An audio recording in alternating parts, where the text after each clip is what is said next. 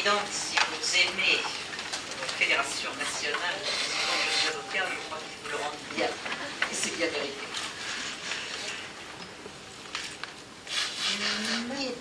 Mesdames et messieurs les parlementaires élus, Madame le Premier Président, Monsieur le Procureur Général, Monsieur le Président du Conseil national, Messieurs les bâtonniers de Bordeaux, de Paris et d'ailleurs, Monsieur le Préfet, Madame la Présidente, Mesdames et Messieurs, que me pardonne ce que je n'aurais pas mentionné, mais je crois que la Présidente a fait ça d'une façon parfaite et très exhaustive tout à l'heure.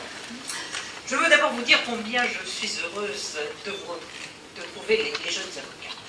Parce que finalement, c'est vrai, quand on occupe un certain nombre de fonctions, on voit souvent les pesanteurs des fonctions, les pesanteurs des habitudes, les pesanteurs également des intérêts convaincus.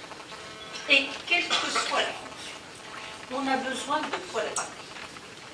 Et je crois que c'est aussi le rôle des jeunes avocats, comme d'ailleurs c'est le rôle des jeunes politiques, comme c'est le rôle des jeunes chefs d'entreprise, que d'être ceux qui, arrivant avec leur enthousiasme, avec leur envie de faire, eh bien, voient les grandes ambitions que l'on peut avoir, ont un réel idéal. Et dans la vie, on a toujours besoin d'idéal. Et on a aussi besoin, quand on est confronté aux difficultés de la gestion au quotidien, que cet idéal vous revienne de temps en temps, pour vous dire que ce qu'on a envie de faire, ça n'est pas totalement illusoire, que cela correspond réellement à vous, et qu'on peut avancer. Je pense que c'est comme ça qu'on assume réellement ses responsabilités. Et c'est probablement encore plus vrai des politiques. Car nous avons besoin en permanence d'aller de l'idéal à la réalité. Nous ne pouvons pas oublier la réalité. Sinon d'ailleurs, elle se rappelle parfois plus brusquement à vous. Mais nous ne devons non plus jamais oublier l'idéal. Et c'est probablement encore plus vrai quand nous sommes dans des domaines aussi fondamentaux pour nos sociétés, pour nos concitoyens, que ceux du droit et de la justice. Alors c'est vrai que nous avons tous ensemble de grands défis à relever. Parce que aujourd'hui, notre droit et notre justice sont au cœur de transformations fondamentales de nos sociétés et pour nos sociétés. Et c'est pour cela aussi que votre profession est confrontée à des défis d'une ampleur inédite. Vous rappeliez, Monsieur le bâtonnier, tout à l'heure, effectivement, les questions qui s'étaient posées, les projets de réforme, dont certains ont abouti, dont d'autres ont été enterrés. Il y a toujours eu, et heureusement, certains pour essayer de faire évoluer. Mais il est vrai aussi qu'aujourd'hui, la dimension du défi est supérieure, parce que tout simplement, le monde dans lequel nous vivons connaît des transformations encore plus importantes. Aujourd'hui, la judiciarisation de notre société avive les attentes d'une clientèle pour vous qui est toujours plus nombreuse, qui est aussi plus exigeante, qui est également mieux informée et donc plus critique. La mondialisation, d'une façon évidente, impacte l'élaboration de la norme. Elle aiguise la concurrence et elle oblige les avocats à s'ouvrir aussi à l'international.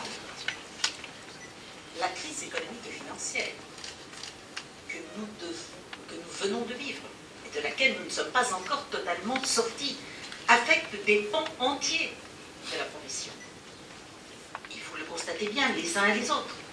Les fusions-acquisitions, la titrisation, la private equity, tout ceci entraîne des recompositions importantes au sein de la profession. Et nul n'est à l'abri. Qu'il s'agisse de privatistes, de pénalistes, d'avocats d'affaires, tous aujourd'hui, vous devez vous adapter, vous moderniser pour faire face aux attentes de la clientèle, aux exigences aussi de la société et aux demandes du marché. Alors, ce que je suis venu vous dire aussi aujourd'hui, c'est que face à ces défis, face à ces exigences, les avocats ne manquent pas d'atouts, Monsieur le Président, Messieurs et Mesdames les bâtonniers. Et ils ne manquent pas d'atouts d'autant qu'ils peuvent, je le sais, et je viens de le constater, compter sur l'énergie, sur la détermination, sur l'envie de bouger et de s'adapter des jeunes avocats. Alors, je vous ai bien entendu, Madame la Présidente, et j'ai aussi entendu vos réactions. Vous êtes fiers de votre métier. Et vous avez raison. Unis autour de vos valeurs que vous avez rappelées, de vos missions, je sais que vous voulez agir pour toujours mieux protéger les droits, mieux garantir les libertés, faire vivre l'état de droit au quotidien. Et je sais que vous êtes ouverts au débat, aux idées, à la réflexion en commun. C'est votre force. Je sais que vous n'avez de cesse d'essayer de poser les bonnes questions. Et vous le disiez tout à l'heure, vous-même, sans tabou, sans a priori. Et c'est comme ça qu'on fait avancer les choses. C'est comme ça qu'on peut faire bouger les lignes. C'est comme ça qu'on peut bousculer les habitudes.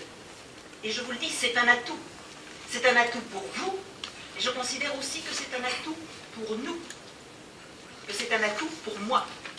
Parce que tous ensemble, nous sommes engagés pour l'avenir de notre justice, pour l'avenir de notre droit, pour l'avenir aussi des droits du citoyen, du justiciable, de l'intérêt général. Alors, mesdames et messieurs, ma conviction profonde, c'est qu'effectivement, l'avenir de la profession passe par votre dynamisme. Alors, il y a effectivement ce côté que j'évoquais au début, du poil à gratter. Mais être à la fois poil à gratter et constructeur, je crois que c'est comme ça qu'on peut avancer. Je crois que si nous voulons agir, cela suppose, Madame le Président, de l'engagement et de la détermination. Si on est là simplement pour occuper un poste, vous avez dû le constater, ça ne sert à rien. Arriver pour avoir un titre ou pour faire de la gestion, ça ne correspond pas à la responsabilité qu'on vous a confiée. Si on est quelque part, c'est pour engager toutes ces forces pour essayer d'améliorer une situation, de répondre à des attentes, de faire bouger les choses, de faire bouger les conservatismes.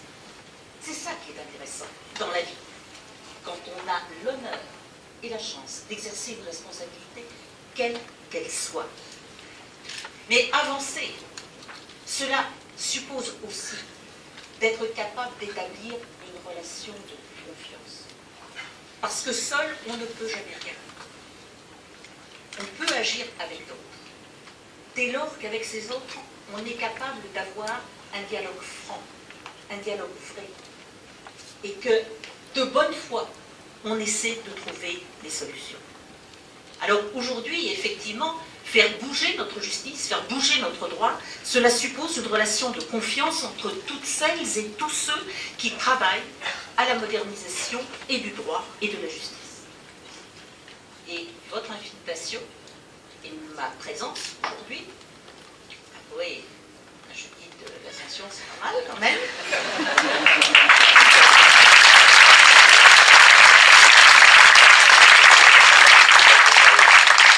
J'allais dire, est-ce que je peux le dire à Bordeaux, surtout quand il y a Saint-Jean-de-Luz qui vous attend.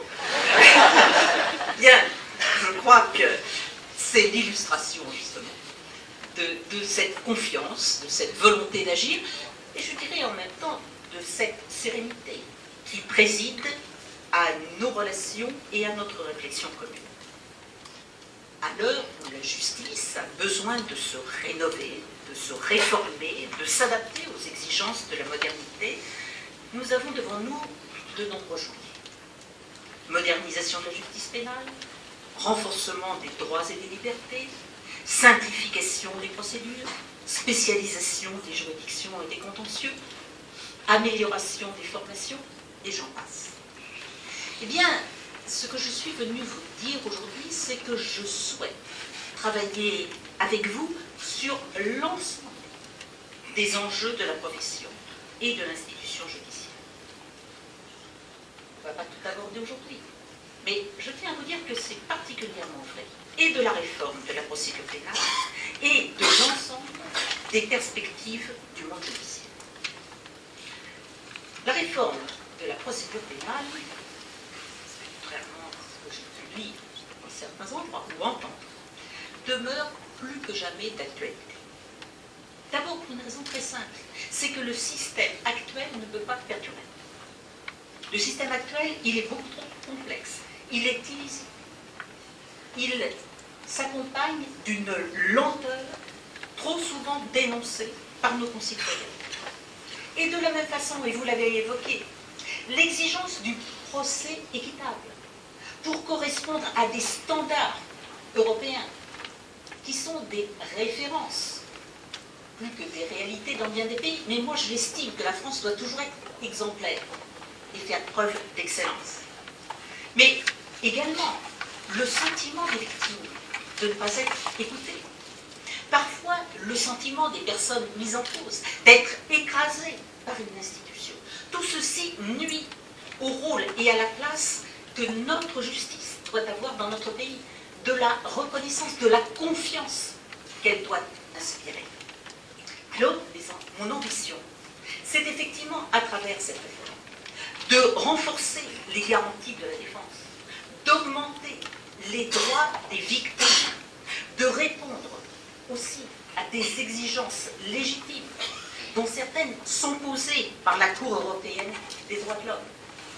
Encore une fois, ça n'est pas parce que du contentieux, il y a un certain nombre de règles qui ne sont pas obligatoires pour nous, qu'elles ne doivent pas inspirer le sens de notre réflexion et les efforts que nous faisons pour faire évoluer les choses. Alors oui, un vaste débat s'est ouvert sur l'avenir de la procédure pénale. Pourquoi? Je l'ai déjà dit et je l'ai redit, parce que j'estime, et c'est aussi maintenant, ça fait l'expérience que je peux avoir là-dessus, que faire une aussi vaste réforme, ça ne peut pas être l'œuvre d'une seule personne ou d'une seule administration. Surtout quand on touche des sujets comme la justice, qui concernent l'ensemble du pays. Il est évident qu'il faut avoir les points de vue des uns et des autres. Et c'est la raison pour laquelle j'ai voulu lancer une très vaste consultation. Une consultation longue par rapport à beaucoup d'autres, contrairement à ce qui a été parfois dit. Plus de 2 mois, je crois que c'est 2 mois et quasiment 2 semaines de consultation, mais également des consultations très ouvertes, non seulement sur les professionnels, mais également sur les victimes, mais également d'ailleurs sur les policiers et les gendarmes, mais également sur des associations de consommateurs. Tout ceci, c'est quelque chose qui me paraissait effectivement nécessaire, et j'ai souhaité que ce ne soit pas une consultation, je dirais, théorique, un peu en l'air, ça arrive souvent. On donne un certain nombre d'idées, elles sont critiquées ou autres. Non. Ce que je souhaitais, justement, à cause de cette confiance que je peux établir, c'est qu'on dise clairement les choses. Et donc que pour ça, la consultation se fasse sur la base d'un texte. Parce que vous savez, et vous le savez aussi bien que moi, quand on écrit, on ne peut pas être dans la boucle.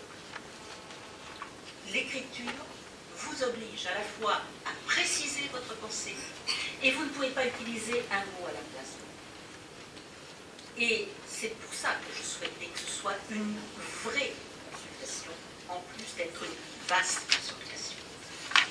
Et je dois dire que je suis assez satisfaite de la réponse globale, en tous les cas sur le plan qualitatif. 45 organisations, syndicats ou structures ont participé à la consultation.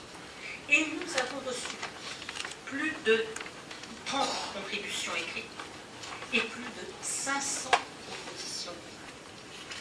Alors, je vais dire, en dehors de vous d'ailleurs qui avez fait un gros effort, je n'ai pas tout à fait eu le succès que j'espérais quand je t'avais demandé que parallèlement à l'écrit que je donnais, on me fasse des propositions d'amendements par écrit.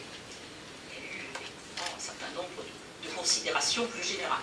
Ceci dit, je les ai toutes lues et nous essayons de les utiliser au maximum dans cette nouvelle phase de réaction. En tous les cas, ce que je veux saluer, Madame la Présidente, c'est la contribution de votre organisation au débat, qui, elle, a fait l'effort de rédiger un certain nombre d'amendements. Peut-être pas surtout, mais il y en a beaucoup.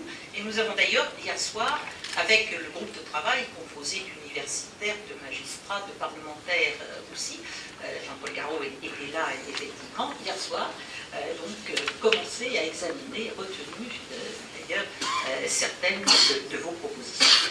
En tous les cas,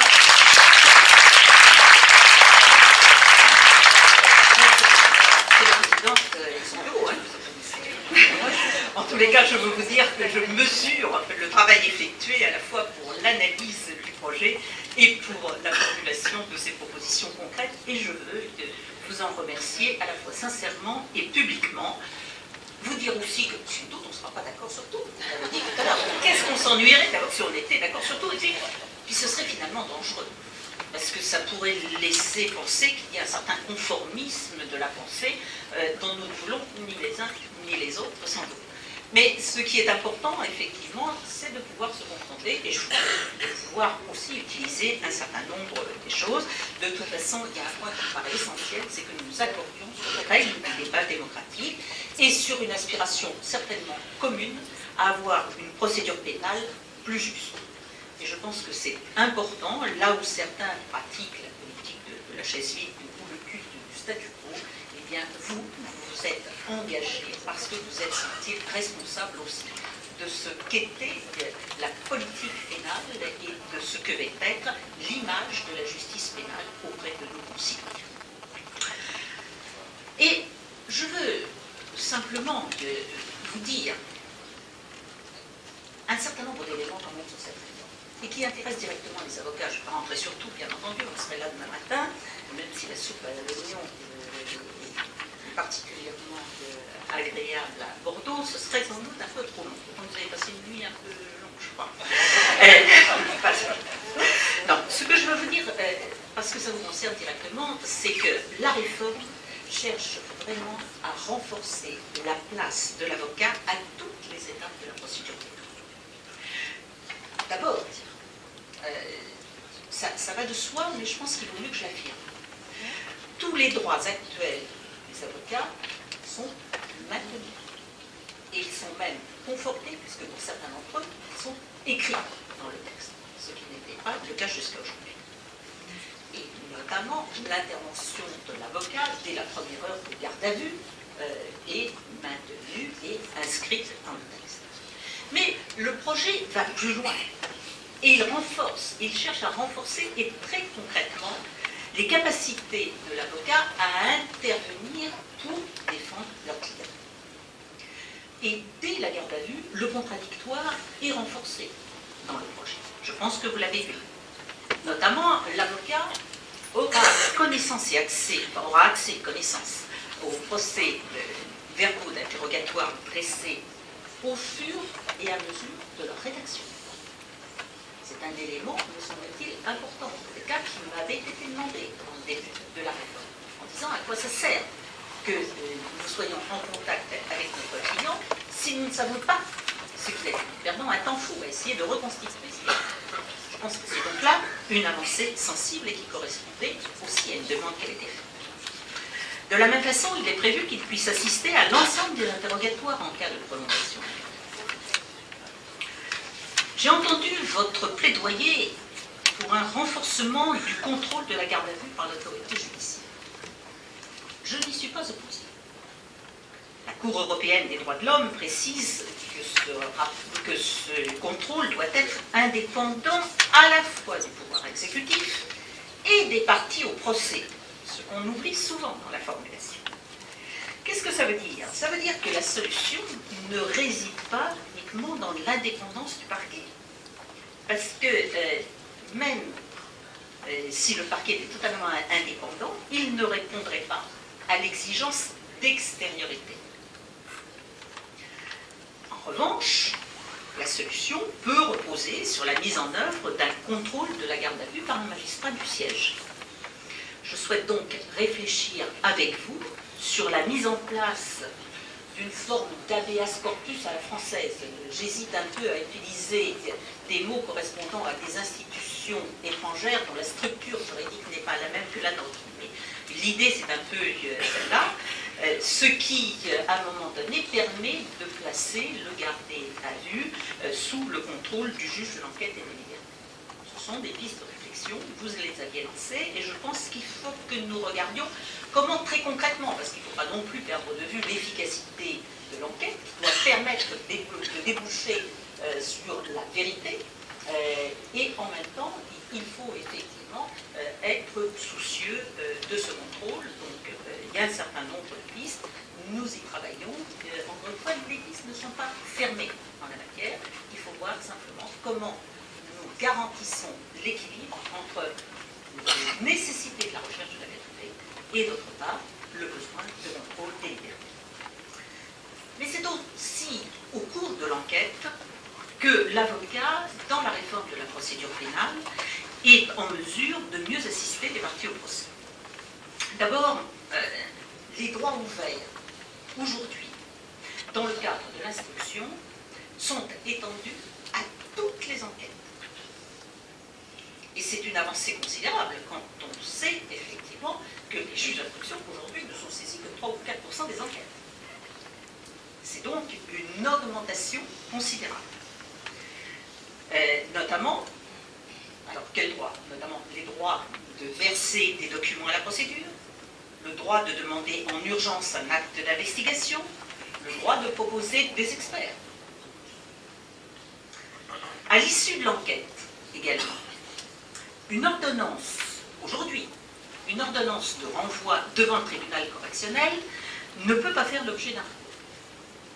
Eh bien, dans la réforme de la procédure que nous proposons, la partie pénale pourra exercer un recours devant le juge de l'enquête et des libertés, dont je rappelle qu'il s'agit d'un juge du siège, contre la décision de renvoi devant le tribunal correctionnel qui a été prise par le parquet.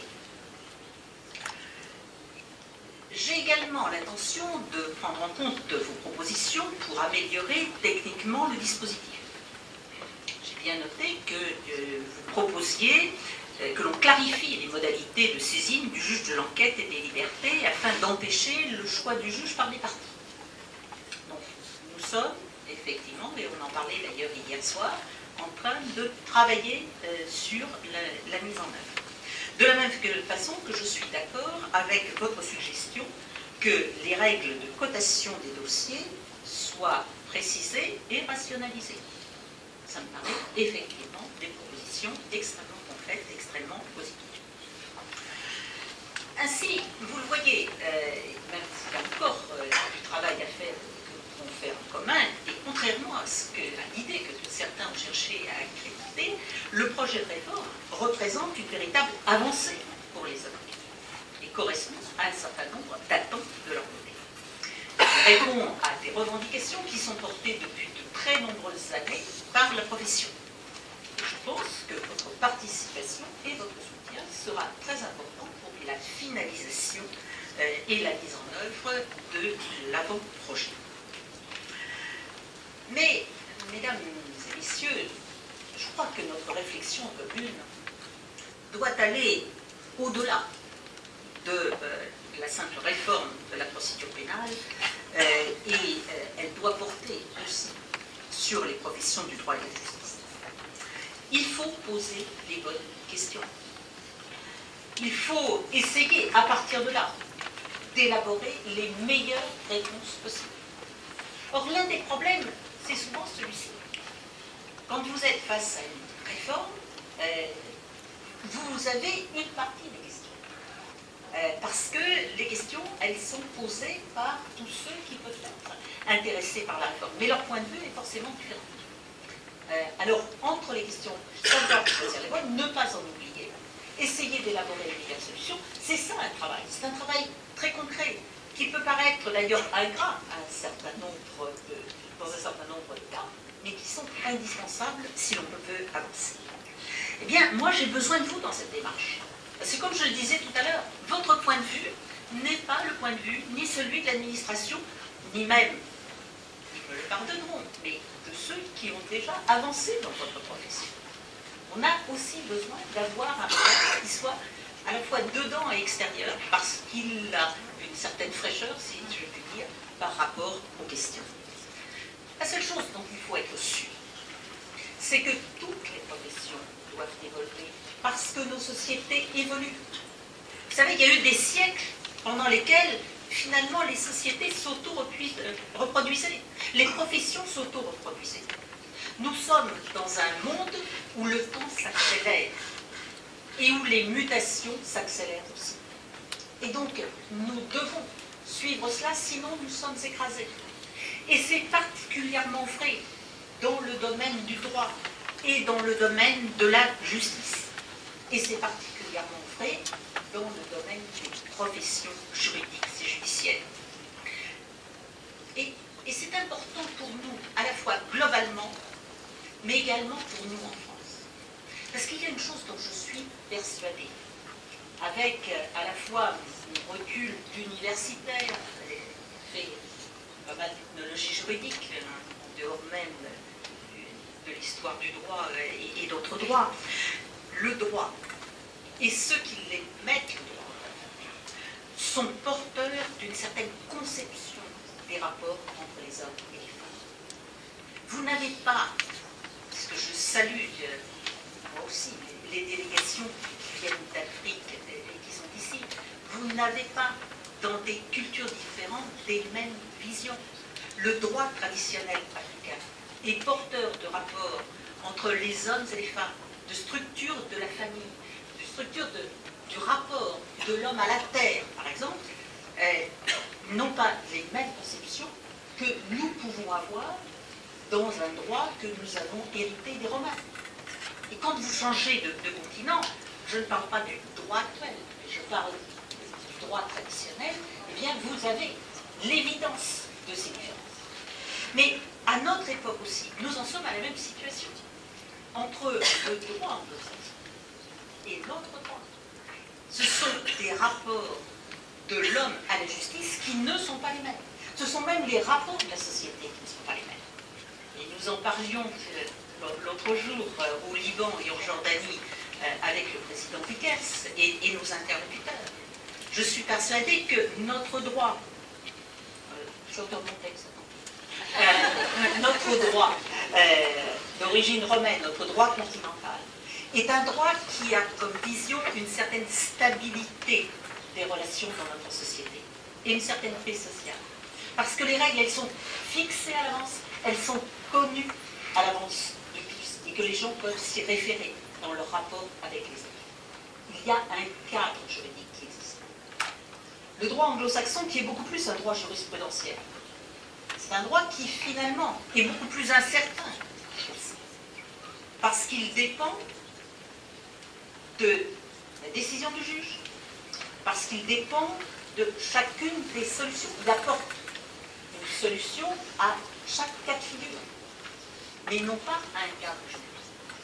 Bien entendu, aujourd'hui, tout ceci se mêle un peu, mais les fondements sont toujours les mêmes. Et moi, si je prône le développement du droit continental, c'est parce que je pense que c'est un facteur qui est un facteur à la fois de stabilité, mais surtout qui est un facteur de pacification des rapports entre les uns et les autres. Et je pense que nous en avons besoin. Et si je souhaite que le droit continental s'affirme, j'ai besoin pour cela des avocats. Parce que le droit, il ne s'affirme pas d'une façon éthérée. Il s'affirme à partir des hommes et des femmes qui vont le mettre en œuvre. Et c'est aussi pour cette raison que mon ambition, c'est de donner aux avocats français les moyens de s'affirmer dans la concurrence étrangère, parce que nous ne faisons aucune illusion, mais vous le savez aussi bien que moi. Nous sommes attaqués dans notre modèle, et nous sommes attaqués notamment par le droit anglo-saxon. Alors bien entendu, la crise financière et économique dont je parlais tout à l'heure a redonné à notre modèle de droit l'occasion de mieux s'imposer. Et c'est ce que nous essayons de faire. Mais il faut que cela dure, puisque nous sommes dans le droit durable, c'est ça, et dans la justice durable. Et pour durer, moi j'ai besoin que vos professions soient à même de durer. Et ça n'est jamais en étant acculé, en ne bougeant pas de durer, c'est au contraire en allant de l'avant. Alors, comment moderniser la profession d'avocat? Il existe aujourd'hui, vous le savez tous, une politique de place pour renforcer la compétitivité économique, la compétitivité financière de Paris. Et moi, ce que je souhaite, c'est qu'on fasse l'équivalent pour renforcer la compétitivité juridique de Paris. Et les deux, d'ailleurs, ne sont pas totalement étrangers l'un à l'autre. Nous renforcerons d'autant mieux notre compétitivité financière et économique que nous serons forts dans la compétitivité juridique. Mais pour cela, je vais peut-être dire des choses qui vont me faire plaisir. Moi, ma conviction, c'est que les professionnels du droit doivent apprendre à mieux travailler ensemble. Nul n'a intérêt à attiser des querelles qui me paraissent d'un autre âge. Et je pense que l'acte contresigné par avocat a montré qu'il était possible d'établir un dialogue serein entre les professions juridiques. Et que ça peut être efficace à tous. Encore une fois, moi, je n'ai pas l'intention qu'on mélange tout. Dans tout ce que je fais, au contraire, je dis que les gens doivent être toujours recentrés sur ce qu'ils savent le mieux faire. Et que vouloir entrer dans le domaine de l'autre, c'est souvent la meilleure façon de ne pas bien faire ce qu'on est censé avoir au cœur de ses compétences.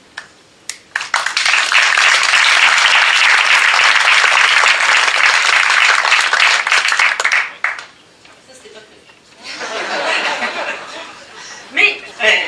Mais je pense, en revanche, que chacun étant sûr de lui-même et fier de ce qu'il fait, il est possible de dialoguer avec l'autre et l'avancer. Alors, en ce qui concerne l'acte contresigné par avocat, j'ai bien entendu, je crois que c'était aux inquiétudes de M. le Président Vickers, je peux vous dire une chose, c'est que le texte est inscrit à la deuxième quinzaine du mois de juin.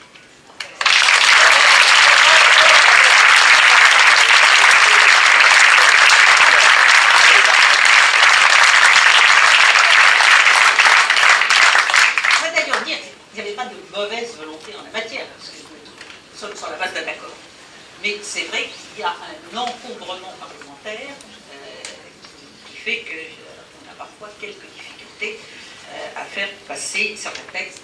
Les choses sont ainsi réglées. Moi, je crois aussi que l'interprofessionnalité que vous évoquiez peut favoriser l'émergence d'une véritable communauté de juristes. Mais encore une fois, il faut que ce soit fait dans le respect des compétences et de l'identité de chacun. Ça, sur ce point-là, je me conviens.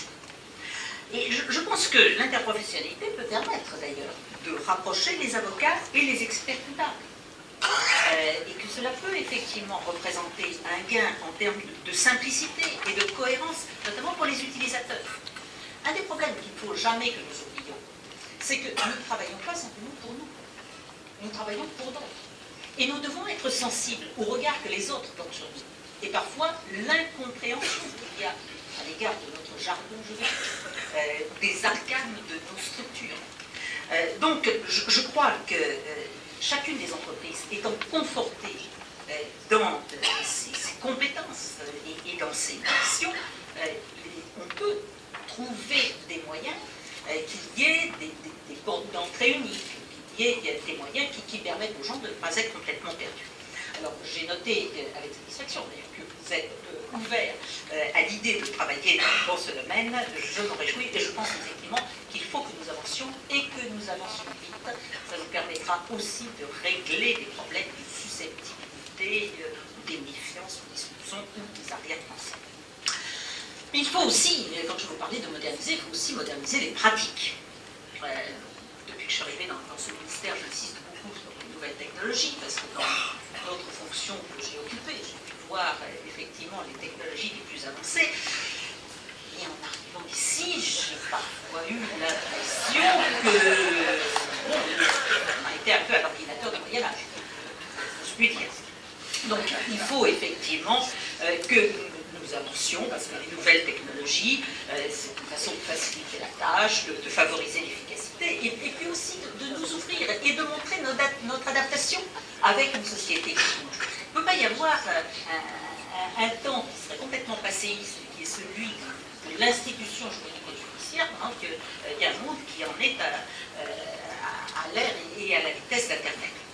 Alors, dans tout ceci, d'abord, j'ai fait pas mal de choses dans le ministère lui-même, Madame le Premier Président, je sais qu'à beaucoup, il y a parfois sur certains domaines un certain nombre de difficultés que nous sommes en train de résoudre. Je crois que ça avance bien, mais en tous les cas, ce que je veux vous dire, puisque je suis là ici pour ça, c'est que les avocats doivent prendre toute leur place dans ces mutations technologiques, tout en conservant bien le sentiment aussi, la relation de proximité avec le client. Il ne faut pas que la technologie soit exclusive du lien humain. C'est un nouveau défi, mais c'est aussi une véritable question intéressante.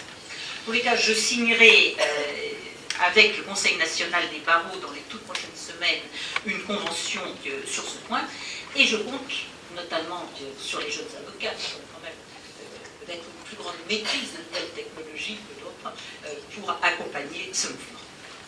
Et puis les avocats doivent également s'ouvrir à l'international. Je vous disais tout à l'heure pourquoi je me réjouis de voir que votre fédération s'investit dans ce domaine, et notamment à l'égard des représentants des barreaux de plusieurs pays africains. Moi je pense que, justement, et avec eux, le droit français et les professionnels du droit doivent contribuer au rayonnement de notre droit, qui est aussi d'ailleurs pour chacun de nos pays, et peut-être encore plus pour la France, parce qu'elle est à l'origine de ça, eh bien, un élément de rayonnement de la France.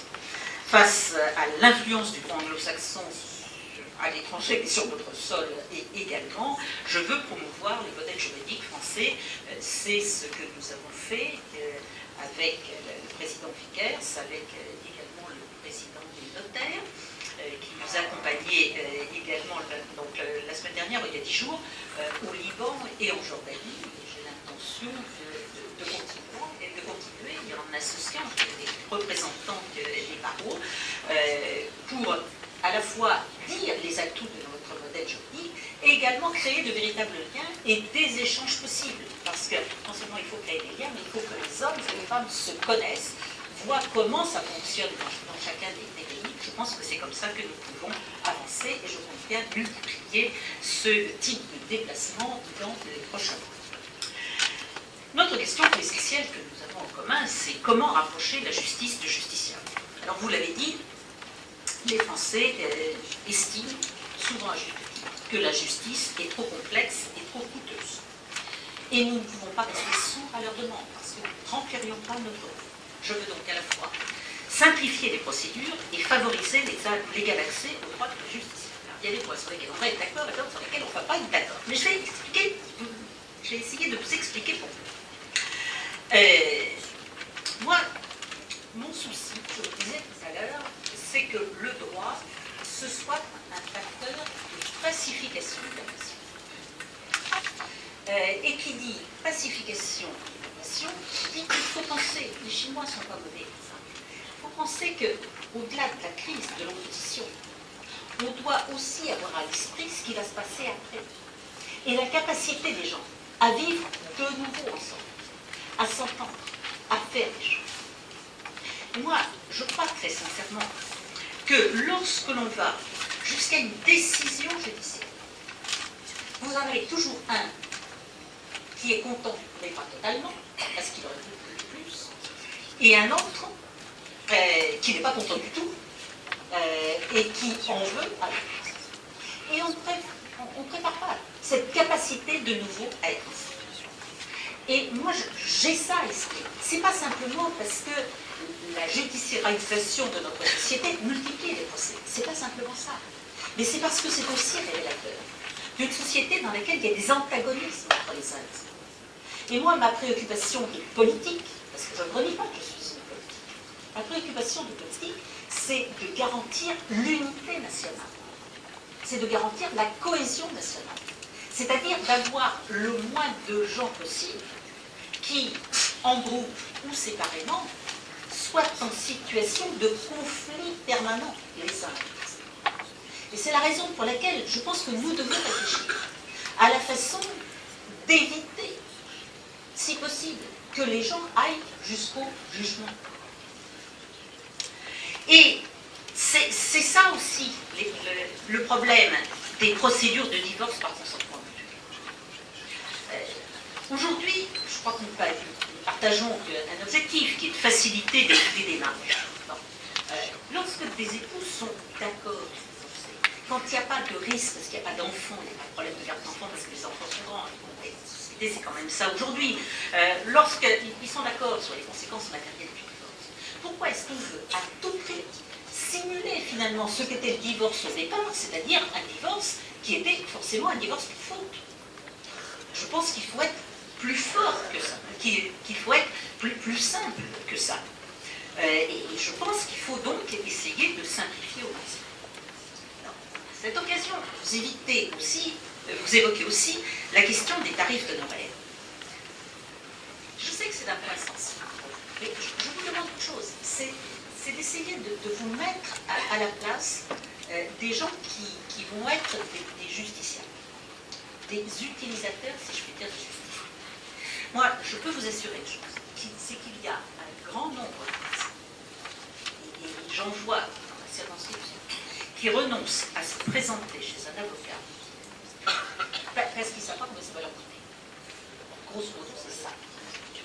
Et donc, vous avez aussi des gens, et je reviendrai sur l'aide juridictionnelle, mais vous avez des gens qui sont, disons, les classes moyennes, qui ne sont pas sur l'aide juridictionnelle, et qui hésitent à faire un certain nombre de choses parce qu'on leur a dit que, effectivement, ça allait coûter très cher. Et vous avez des gens qui continuent à vivre sans être divorcés aussi pour ça. Ce n'est pas quelque chose que j'invente. Il y a bien d'autres cas. Mais là, c'est ça. Et donc, moi, ce que je souhaite, c'est que la simplification de la procédure du divorce s'accompagne d'une plus grande transparence dans les honoraires. Mon but, c'est simplement de favoriser la lisibilité, la prévisibilité, en quelque sorte, du coût pour le justiciable. Et donc, le tarif de référence n'aura vocation à s'appliquer qu'en cas d'absence de convention d'honoraires. Alors, il y a sans doute des choses qui sont à revoir. Nous en parlions tout à l'heure avec Gastelain. Je ne comprends pas très bien pourquoi dans un certain nombre de cas, alors qu'on aurait pu trouver des solutions, ça n'a pas été fait. Je pense qu'il faut que nous revoyions ça. Mais je voudrais simplement que nous gardions bien les uns et les autres cela à l'esprit, c'est que pour les gens, non seulement la justice est enfermée dans un mur au-delà duquel ils ne voient pas, mais c'est vrai aussi un peu pour vos cabinets. Et donc, il faut que nous sachions simplifier les choses, tout le monde à égalité. Je pense, d'ailleurs, de toute façon, on a tout intérêt à aller encore plus loin dans la simplification. Moi, je dis tout de suite que mon approche de la justice, ce n'est pas une approche comptable, tout simplement gestionnaire, je pense que vous l'avez compris. Ce qui m'intéresse, moi, c'est de permettre à tous les professionnels du droit de mieux faire valoir leurs compétences et de faire au plus près des justiciables. Et je crois que le rôle des avocats peut être déterminant dans la vie. Je vous disais tout à l'heure, il faut essayer d'arriver jusqu'au jugement. Moi, je crois que la procédure participative est quelque chose qui peut justement permettre de régler les éléments d'un conflit sans avoir ce rapport forcément conflictuel. Et là, la place de l'avocat en amont de la procédure civile est une place qui peut être particulièrement importante. Il ne faut pas que l'avocat se voie simplement comme dépossédé parce qu'on ne va pas jusqu'au conflit devant le juge. Ce n'est pas ça le problème. Que les avocats aient un rôle avant, ça c'est quelque chose d'important. Et ils contribuent à la pacification aussi de la société, puisqu'ils vont contribuer à trouver en amont des solutions, c'est-à-dire dans un cadre qui n'est pas celui du conflit ouvert et ensuite arbitré par quelqu'un qui va donner raison à l'un et tort à l'autre. Et là, je pense qu'il faut que vous travailliez là-dessus, et vous en particulier. Le développement des modes alternatifs de règlement des conflits, comme la médiation familiale, par exemple, c'est aussi quelque chose qui contribue à une gestion apaisée du conflit, et où vous avez votre rôle. Et moi, je pense que c'est ça aussi, cette simplification, et de la même façon, la spécialisation des juridictions et des contentieux, pour lesquelles je sais qu'il y a un certain nombre de remontées dans un certain nombre de cas, et comme j'ai été l'autre jour à Colmar et à Strasbourg, j'en ai aussi un peu entendu parler, mais l'idée, à mon départ, l'idée que je m'en fais, c'est aussi qu'en étant dans un cadre où il y a des gens qui ont l'habitude de parler de ces questions entre eux, on est moins dans le système du conflit direct, mais on est plus entre des gens qui parlent le même langage et que ceci peut aussi y contribuer. Et puis bien sûr, je vais terminer par là, parce que vous avez commencé à avoir faim, oui. Et puis, vous avez tout à fait raison de dire, et ça rejoint ma préoccupation, qu'il faut faciliter un égal accès des Français à la justice. Et ça, c'est vraiment un problème démocratique. Et nous avons beaucoup à faire, parce qu'il est évident qu'aujourd'hui, l'aide juridictionnelle ne retrouve pas ce rôle. Parce que les crédits sont à peu près les mêmes depuis longtemps, et même si ça représente une somme importante pour l'État, au-dessus de 300 millions d'euros, et aujourd'hui c'est quelque chose d'important, il est vrai aussi que la montée de la généralisation de notre société, d'une part, et donc l'augmentation des contentieux, que d'autre part, le coût de plus en plus élevé de certaines expertises auxquelles on a de plus en plus recours, également le fait d'avoir un plafond relativement bas de l'aide juridictionnelle qui fait que certains se trouvent juste au-dessus de ce plafond parce qu'on estime qu'ils peuvent payer un avocat, ce qui serait sans doute juste, mais comme ils n'ont pas la possibilité de payer en plus des expertises qui vont être nécessaires, ils renoncent à défendre. Et ça, c'est pas admissible dans une société. Je ne parle même pas, vous n'en avez pas parlé vous-même, je ne parle même pas du niveau, effectivement, de la rémunération de l'avocat à travers l'aide juridictionnelle telle qu'elle est établie. Mais tout ceci, j'en ai parfaitement conscience, et j'ai décidé, en arrivant dans ce ministère, de m'y attaquer. Alors, je dis tout de suite que c'est à la fois lié et pas lié à la procédure pénale. Parce que, ça ne concerne pas que le pénal, et je dirais même que le plus grand nombre de cas, ce sont quand même les cas civils. Et je pense qu'il faut parler de cela. Mais il est vrai aussi que la réforme de la procédure pénale, telle que je la conçois, grosso modo telle que vous la concevez, implique aussi qu'il puisse y avoir un plus grand accès, et probablement un accès qui amènera les personnes qui ont le moins de revenus à demander les moyens d'être défendus. Donc, à partir de là, c'est pour ça que je dis les choses sont entièrement liées. Et c'est d'ailleurs l'un des problèmes de cette réforme de la procédure pénale. C'est que finalement, tout est lié. C'est pas simplement la procédure. Mais quand on parle de la procédure, on parle aussi naturellement de la garde à vue, qui est un des éléments d'enquête, mais on doit parler aussi de l'aide juridictionnelle, mais on parle aussi d'ailleurs d'un certain nombre de règles concernant les magistrats. C'est véritablement un tout. Mais revenons-en à l'aide juridictionnelle. J'ai dit tout de suite qu'il n'y avait pas d'autre moyen que d'essayer de trouver de nouvelles sources de financement. Ne faisons pas d'illusions, je ne suis pas là pour raconter des histoires. Ce n'est pas dans une période aujourd'hui où il y a un véritable problème d'endettement public qu'on va augmenter indéfiniment, d'autant qu'il y a des risques d'augmentation très sensibles. Et je pense que cette idée de toujours dire qu'on se retourne vers l'État, ça n'était pas satisfaisant. Alors, notamment, nous en avons parlé avec Maître Castelin, et on s'est aperçu aussi qu'il y avait un certain nombre de ressources. Alors, il y a eu le rapport d'Arrois qui fournissait un certain nombre de pistes. J'ai demandé ensuite à un conseiller d'État et à un conseiller de la Cour des comptes de bien vouloir approfondir les différentes solutions. Ils m'ont remis le rapport il y a 2 mois, je crois que maintenant. Nous avons également travaillé notamment avec le bâtonnier de Paris. Sur tout ce qui m'était proposé, j'ai écarté un certain nombre d'hypothèses qui étaient des hypothèses de nature, des choses comme ça, qui ne me paraissaient pas nécessaires, mais en revanche, j'étais très sensible au fait du constat aujourd'hui d'une insuffisance de l'assurance juridique quant à ses effets. Puisque aujourd'hui, il y a une assurance juridique qui existe, il y a un certain nombre de contrats et autres, qui représentent des volumes très, très importants. important, et pour autant, quand nous regardons l'utilisation qui en est faite, c'est une utilisation qui est extrêmement limitée. Et donc, je pense qu'il y a une réflexion à avoir, et c'est une réflexion que nous sommes en train de mener aujourd'hui avec les compagnies d'assurance, pour à la fois faire le point sur les contrats de protection juridique et pour étudier la création d'un nouveau contrat de protection juridique qui soit plus étendu, couvre davantage de risques, qui soit accessible aux non-fortunés, et qui permettent, comme on l'a fait d'ailleurs dans le domaine médical, de trouver des solutions véritablement pour tout.